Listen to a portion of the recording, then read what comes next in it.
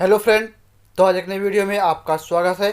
तो आज की इस वीडियो में हम पॉलिटिकल डेवलपमेंट के बारे में जानने का प्रयास करेंगे, यानी कि राजनीतिक विकास का अर्थ, परिभाषा और इसके कौन कौन से संकट हैं। तो इसके बारे में इस वीडियो में पूरी तरीके से जानने का प्रयास करेंगे। तो जो भी इस चैनल में नए होंगे वो इस चैनल को सब्सक्राइब करके बेल आइकन जरूर दबा दें, ताकि ऐसे ही आने वाला वीडियो आपको तुरंत से तुरंत मिल सके। तो चलिए स्टार्ट करते हैं अब इस वीडियो को बिना देरी किए हुए, और अपने पीडीएफ के साथ इस पॉलिटिकल डेवलपमेंट यानी कि राजनीतिक विकास के बारे में जानते हैं।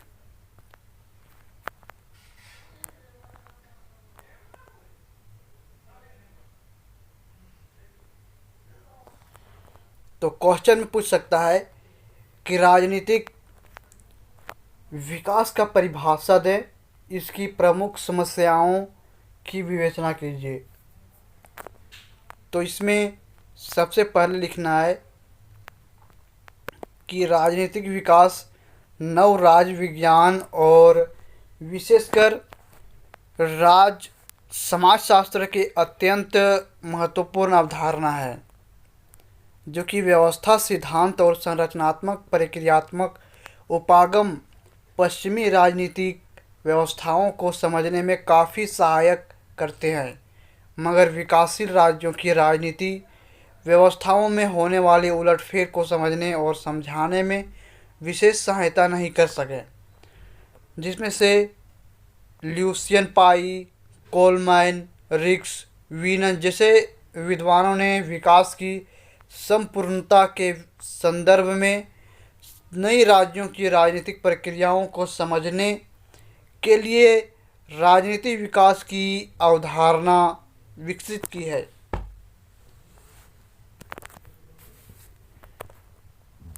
जो कि गैर पश्चिमी देशों की राजनीतिक व्यवस्था को समझने के लिए उनके संपूर्ण सांस्कृतिक और ऐतिहासिक पर्यावरण को समझना आवश्यक है। इन देशों की राजनीतिक समस्या में यह देखना आवश्यक था कि इन देशों में किस प्रकार की राष्ट्रवाद पनप रहे हैं। ये राज्य राजनीतिक, आर्थिक और सांस्कृतिक स्तर पर किस प्रकार के असमंजसों का सामना कर रहे थे। इसके राजनीतिक विकास, नौकरशाही, सेना या धर्म ने क्या भूमिका निभाई थी। आर्थिक पिछड़ेपन ने राजनीति की प्रकृति को किस प्रकार प्रभावित किया था। इन प्रश्नों का सीधा साधा उत्तर दें या उत्तर दे पाना संभव नहीं था। परिणाम स्वरूप तुलनात्मक राजनीति को विकास के सामान्य पर्यावरण में समझने के लिए राजनीतिक विकास का नया दृष्टिकोण विकसित हुआ, जो इतना व्यापक बनाया गया कि यह राजनीतिक संस्थाओं और संरचनाओं के विश्लेषण के अलावा सामाजिक, आर्थिक और सांस्कृतिक क्षेत्र की परिस्थितियों की शक्तियों को भी विश्लेषण के रूप में सम्मिलित कर सके। इसके बाद आगे आता है कि विकासशील राज्यों में अस्थायित्व, अर्थव्यवस्था और अनिश्चितता की घटनाक्रम चल रहे हैं। इन घटनाओं को समझने के लिए कोलमैन, रिक्स, ल्यूसियन पाई आदि ने नाइजीरिया, श्रीलंका, पाकिस्तान, भारत, बर्मा आदि विकासशील राज्यों या देशों की राजनीतिक प्रक्रियाओं का अध्ययन किया। अलग अलग विद्वानों ने विभिन्न देशों के राजनीतिक विकास का अलग अलग अध्ययन किया। इन सभी अध्ययनों को परस्पर मिलाकर निष्कर्ष निकालने का प्रयास करने के लिए नवीन तथ्यों को समुचित ढांचे में ही स्पष्ट किया जा सकता है। अतः तुलनात्मक राजनीतिक अध्ययनों को राजनीतिक विकास प्रत्यय पर आधारित किया जाने लगा। तुलनात्मक राजनीति सामान्यकरण की व्यवस्था में पहुंचाने के लिए यह आवश्यक है कि राजनीतिक व्यवस्थाओं में होने वाले परिवर्तन को मापा जा सके।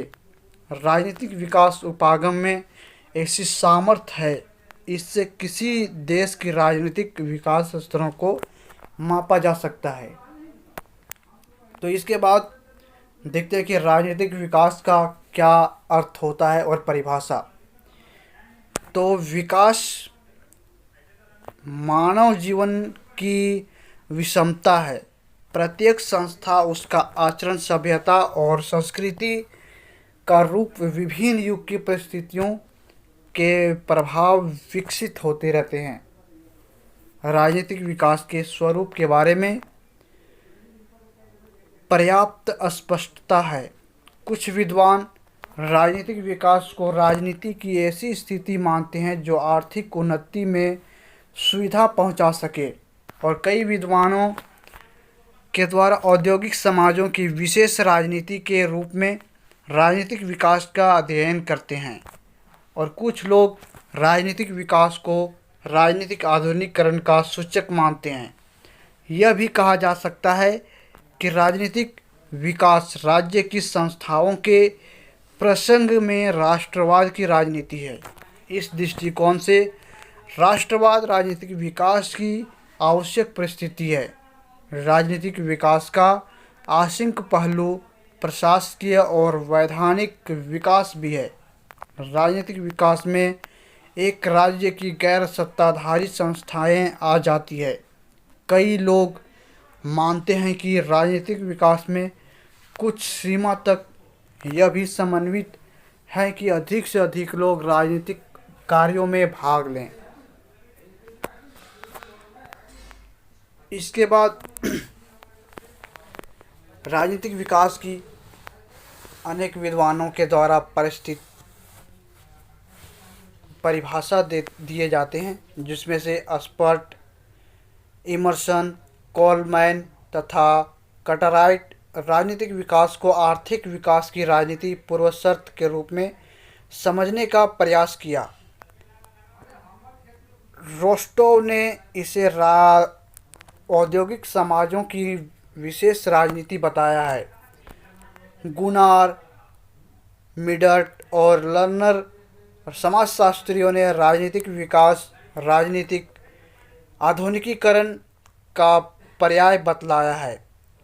विंडल इसे राष्ट्रीय राज्य का प्रचालक या संकट मानता है। रिक्स ने इसकी व्याख्या प्रशासकीय या कानूनी आधार पर की है। तो इस प्रकार अनेक विद्वानों के द्वारा परिभाषा दी जाती है। इसके बाद राजनीतिक विकास की परिकल्पना या संकल्पना पर विचार करने वाले विद्वानों में से ल्यूसियन पाई का नाम अग्रणी है, यानी कि सबसे आगे आता है ल्यूसियन पाई का नाम। ल्यूसियन पाई ने इस बात पर बल दिया है कि राजनीतिक विकास की दिशा में पहला कदम राष्ट्र राज्य व्यवस्था का विकास है। ल्यूसियन पाई ने राजनीतिक विकास की परिभाषा देते हुए कहा है कि राजनीतिक विकास संस्कृति का विसरण और जीवन की पुराने प्रतिभाओं को नई मांगों के अनुकूल बनाने, उन्हें उनके अनुकूल बनाने, उन्हें उनके साथ लाने के साथ या उनके साथ सामंजस्य बैठना है। यानी कि राजनीतिक विकास तभी हो सकती है जब किसी भी क्षेत्र की संस्कृति के बारे में जानते हो, या फिर वहाँ के लोगों के साथ बातचीत करते हो, या फिर उनके साथ रहना पसंद करते हो। इसके बाद अगला विद्वान आते हैं जो कि अल्फ्रेड डायमंड। तो अल्फ्रेड डायमंड का कहना है कि राजनीतिक आधुनिकीकरण तथा नए संगठनों का कायम रखने की क्षमता का नाम राजनीतिक विकास है। तो अल्फ्रेड डायमंड के अनुसार राजनीतिक आधुनिकीकरण और नए संगठनों को जो कायम रखते हैं उसे ही राजनीतिक विकास के नाम से जाना जाता है। तो उन्होंने राजनीतिक विकास की परिभाषा देते हुए कहते हैं कि राजनीतिक विकास से उस प्रक्रिया का बोध होता है जिसके माध्यम से राजनीतिक पद्धति नए लक्ष्य, नई मांगों की सतत पूर्ति करने एवं नए संगठनों को कायम रखने की बढ़ती क्षमता हासिल करती है। इसके बाद अगला विद्वान आते हैं जिसका नाम है एस.एन. इजेनेस्टेड। तो इसके अनुसार राजनीतिक विकास से नई बदलती मांगों की पूर्ति एवं संगठनों को कायम रखने की योग्यता का बोध होता है। इसके बाद अगला आता है आमंड तथा पाविल। तो इसके अनुसार राजनीतिक विकास राजनीतिक के संरचनाओं का अभिवृद्धि, विभिन्नीकरण और विशेषीकरण तथा राजनीतिक संस्कृति का एक बढ़ा हुआ धर्मनिरपेक्षीकरण है। इसके बाद हंटिंगटन ने यहाँ पर राजनीतिक विकास की परिभाषा देते हुए कहते हैं कि राजनीतिक विकास का मतलब राजनीतिक संगठनों एवं कार्य पद्धतियों का स्थानीयकरण है। हंटिंगटन का अनुसरण करते हुए हुगर ने लिखा है कि राजनीतिक विकास से इस प्रक्रिया का बोध होता है जिसके द्वारा राजनीतिक पद्धति अपने संगठनों तथा कार्य पद्धतियों का स्थानांतरीकरण कर उन्हें बदलती हुई परिस्थितियों में सक्षम एवं अस्थायी बनाए रहती है।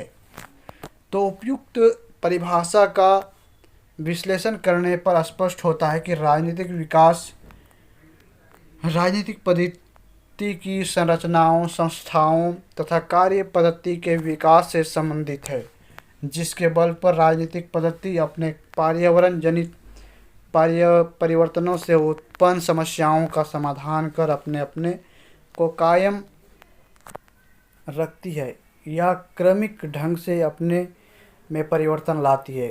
तो इस प्रकार से अनेकों विद्वानों के द्वारा दिए गए परिभाषा के अनुसार हम यह समझते हैं कि राजनीतिक पद्धति की संरचना, संस्था, कार्य पद्धति का विकास से ही राजनीतिक विकास संबंधित है। इसके बाद आगे देखते हैं कि राजनीतिक विकास की समस्याएं। तो राजनीतिक विकास से संबंधित अनेक समस्याएं हैं, जिसमें से ल्यूसियन पाई ने राजनीतिक विकास में के क्रम में 6 प्रकार के संकटों का उल्लेख किया है। उनके अनुसार सभी समाजों को आधुनिकी राष्ट्र राज्य में परिणत होने के लिए 6 प्रकार के संकट का सामना करना पड़ता है। ये संकट विभिन्न देशों की विभिन्न क्रम में उपस्थित होते हैं। राजनीतिक विकास के मार्ग में आने वाले संकट निम्न प्रकार से हैं, जो कि आगे नीचे जानते हैं। तो सबसे पहला संकट आता है अभिज्ञान संकट। तो राजनीतिक विकास के मार्ग में पहचान की समस्या प्रथम समस्या है और नवीन राज्य के लोगों में राष्ट्रीय प्रदेश के साथ आत्मीयता जोड़ना तथा सभी व्यक्तियों के पहचान देश में पारदर्शी क्षेत्र के साथ अभिन्न बनाना एक कठिन कार्य है। अधिकांश नवीन राज्यों में जाति, भाषा, कबीला, समूह की भावना ही अत्यंत प्रबल होती है, जो विशाल राष्ट्रीय अभिज्ञान में अवरोध होती है और पहचान की समस्या अंतर्गत परंपरागत समाज की परंपराओं तथा आधुनिकता के व्यवहारों की समस्या का समाधान अनिवार्य है। इसके संकुचित भावनाओं एवं विश्व बंधुत्व की द्विविधा का भी समाधान अपरिहार्य है। इसके बाद आता है दूसरा संकट, जिसमें वैधता का संकट आता है, जिसमें से सत्ता की वैधता राजनीतिक विकास की एक प्रमुख समस्या है। अधिकांश नवीन राज्यों में वैधता का संकट स्पष्ट रूप से संवैधानिक समस्या है। केंद्र व राज्य का क्षेत्राधिकार, राजनीतिक विकास में विभाजित तंत्र तथा सैन्य बल की समस्याएं आदि संवैधानिक समस्याओं के प्रमुख दृष्टांत हैं। इसके बाद अगला संकट आता है, जिसमें से पर्यवेक्षण संकट है, जो कि पर्यवेक्षण संकट के अंतर्गत सरकार का समाज के निचले तह तक पहुंचने तथा उसकी मूल नीतियों को प्रभावित करने की समस्याएं हैं। परंपरागत समाज में सरकार की पहुंच सीमित होती है। संकटकालीन समाज में सरकार आर्थिक विकास तथा सामाजिक परिवर्तन के लिए अधिक महत्वाकांक्षी होते हैं। अतः सरकार को विकास के क्रम में ग्रामीण स्तर तक प्रवेश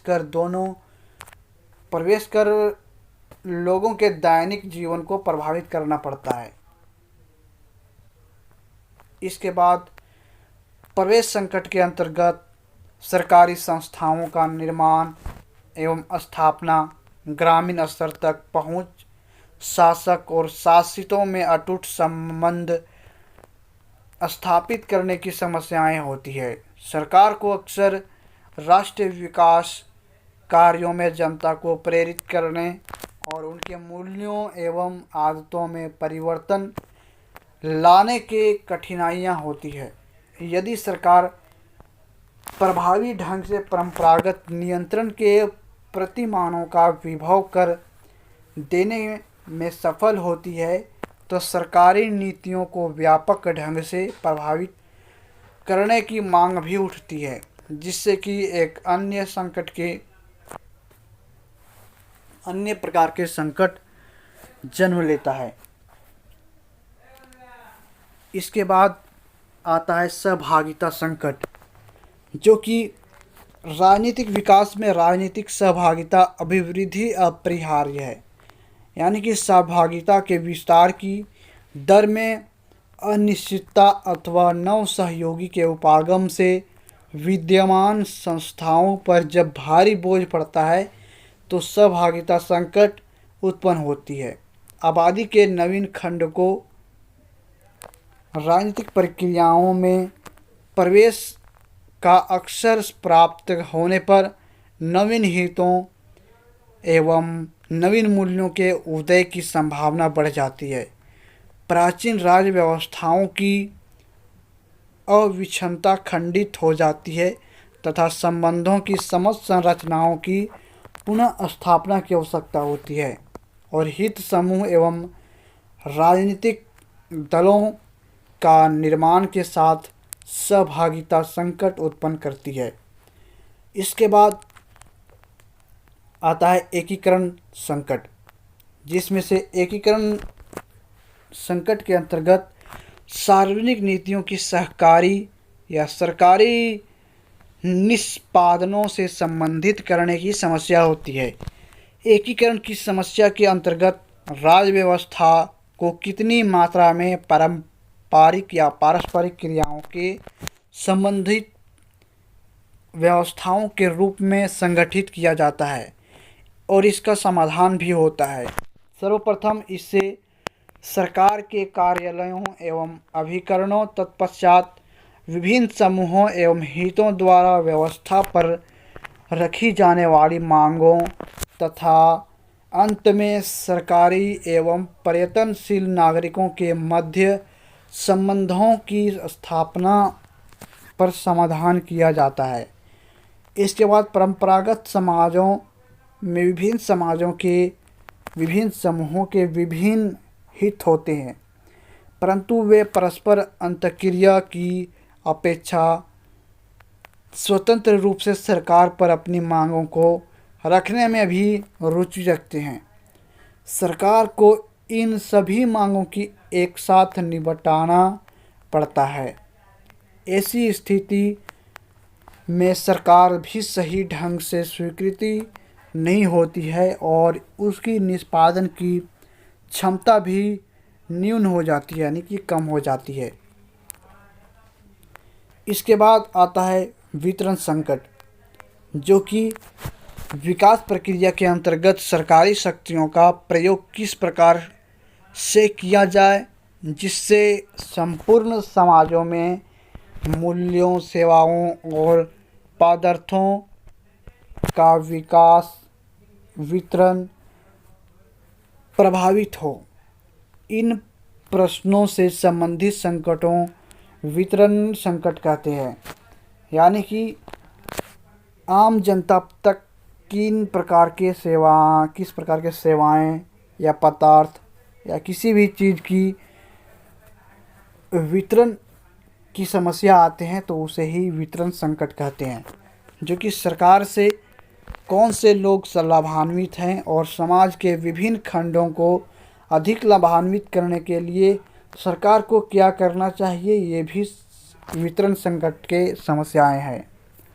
उपयुक्त तथ्यों के विश्लेषण से राजनीतिक विकास की विभिन्न संकटों की हमें जानकारी मिलती है। ये संकट विभिन्न देशों में विभिन्न क्रम से उपस्थित होते हैं। जो कि ल्यूशियन पाई का विचार है कि किसी देश में राजनीतिक विकास का विशेष प्रतिमान क्रम तथा उनके समाधान पर निर्भर करता है।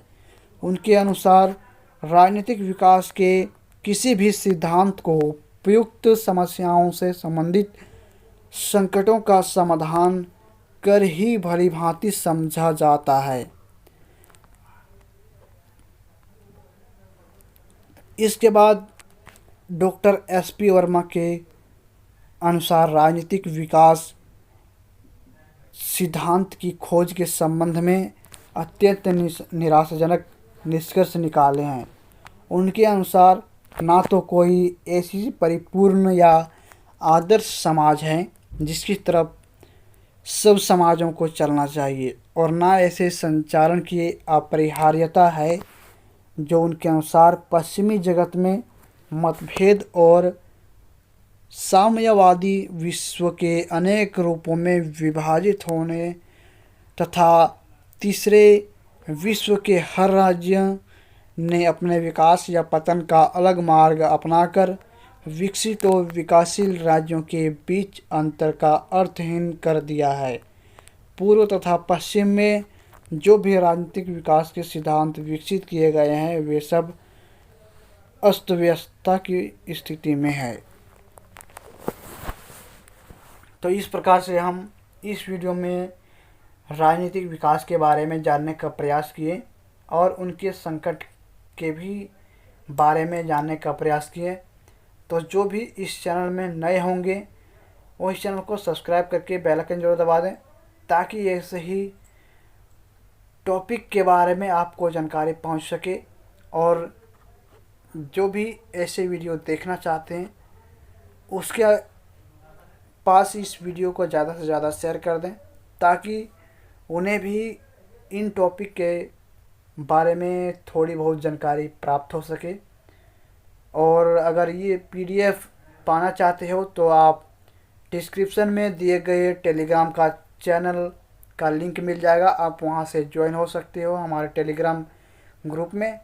और हम जितना भी पीडीएफ वीडियो के माध्यम से बनाते हैं तो वो सारा पीडीएफ हम अपने टेलीग्राम में शेयर करवा देते हैं, तो आप वहां से सभी पीडीएफ को डाउनलोड कर सकते हो। तो चलिए फिर से मिलते हैं नेक्स्ट वीडियो में कोई नए टॉपिक के साथ। तब तक के लिए बाय। जय हिंद, वंदे मातरम।